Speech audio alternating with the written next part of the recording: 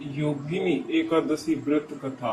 महाभारत काल की बात है कि एक बार धर्मराज युधिष्ठिर ने भगवान श्री कृष्ण से कहा, हे त्रिलोकीनाथ, मैंने ज्येष्ठ माह की शुक्ल पक्ष की निर्जला एकादशी की कथा सुनी।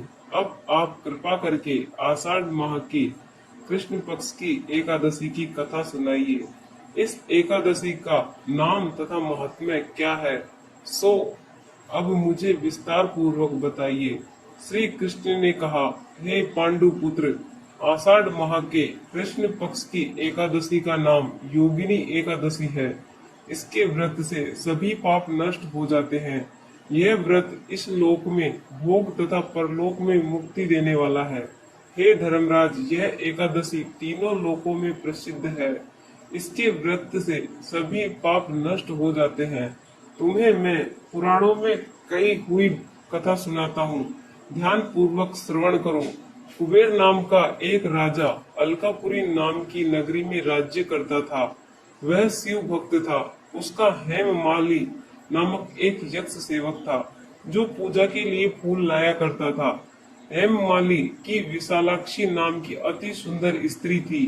एक दिन वह मानसरोवर से पुष्प लेकर आया, किंतु कामासक्त होने के कारण पुष्पों को रखकर अपनी स्त्री के साथ रमण करने लगा। इस भोग विलास में दोपहर हो गई। हेममाली की राह देखते देखते जब राजा कुबेर को दोपहर हो गई, तो उसने क्रोध पूर्वक अपने सेवकों को आज्ञा दी कि तुम जाकर पता लगाओ कि हेममाली अभी तक पुष्प लेकर क्यों नहीं आया। जब सेवकों ने उसका पता लगा लिया, सेवकों ने राजा को जाकर बताया, हे राजन, वह हेममाली अपनी स्त्री के साथ रमण कर रहा है। इस बात को सुन राजा कुबेर ने हेममाली को बुलाने की आज्ञा दी। डर से कांपता हुआ हेममाली राजा के सामने उपस्थित हुआ। उसे देखकर कुबेर को अत्यंत क्रोध आया और उसने होठ फड़फड़ाने लगे। राजा ने कहा, अरे अधम, तूने मेरे परम पूजनीय देवों के भी देव भगवान शिव जी का अपमान किया है। मैं तुम्हें श्राप देता हूँ कि तू स्त्री के वियोग में तड़पे और मृत्यु लोक में जाकर कोढ़ी का जीवन व्यतीत करे। कुबेर के श्राप से वह उसी क्षण स्वर्ग से पृथ्वी पर आ गिरा और कोढ़ी हो गया।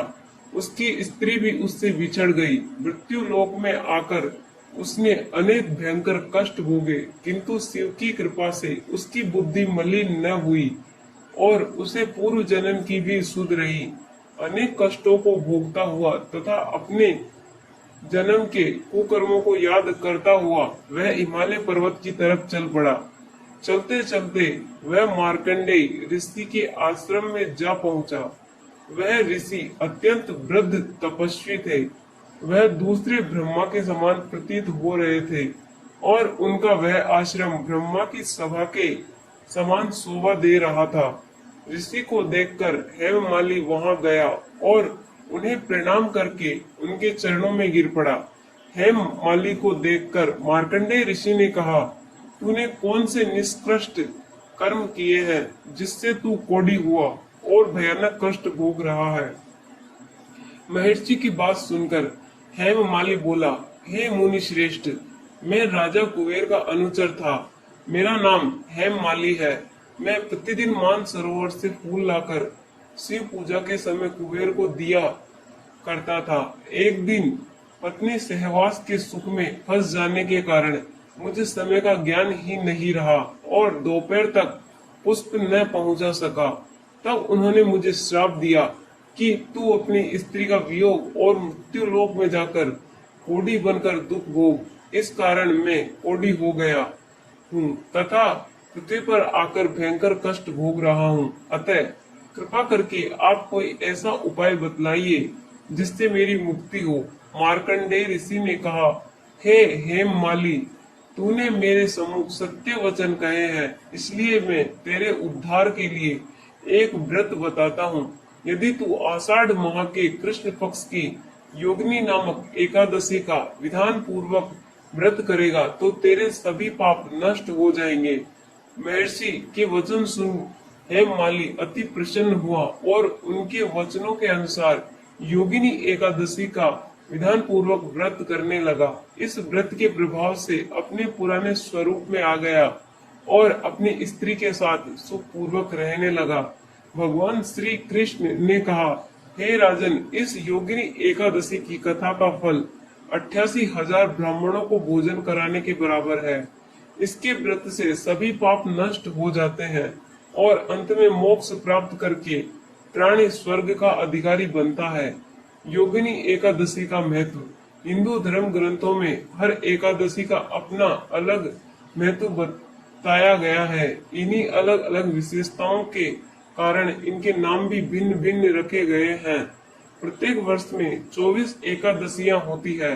मल मास की एकादशियों को मिलाकर इनकी संख्या 26 हो जाती है।